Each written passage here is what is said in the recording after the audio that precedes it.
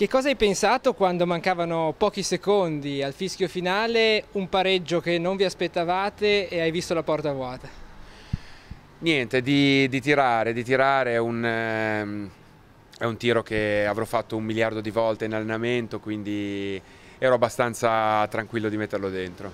Ci speravi, ci sei riuscito. Questo ha significato per voi la conquista di un obiettivo che mancava da un po'.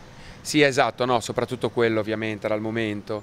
La Coppa Campioni era un torneo a cui ambivamo da anni, ci siamo sempre girati intorno e ci siamo sempre andati vicino.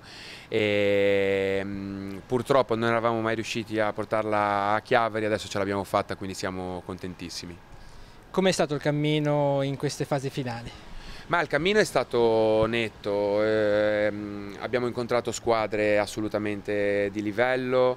L'anno scorso lo scudetto, quest'anno è mancato poco anche per la doppietta, si continua a lavorare, ad allenarsi per raggiungere questo che rimane l'obiettivo finale per una squadra che ha vinto tanto. Sì, sì, sicuramente quest'anno abbiamo vinto la Coppa Italia, purtroppo abbiamo perso la finale scudetto solamente al secondo tempo supplementare di Golden Goal, però siamo riusciti appunto a portare a casa questo traguardo che mancava.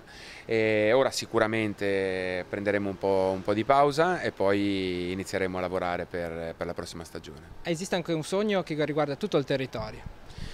Sì, assolutamente, adesso riposo meritato e dopodiché cercheremo di lavorare anche su quello, trovare un campo in casa dove si possa giocare, dove possa venire il nostro pubblico a vederci è una cosa che manca ormai secondo me da troppi anni, quindi vedremo di lavorare con l'amministrazione, con chi di dovere per riuscire a trovare una soluzione intelligente.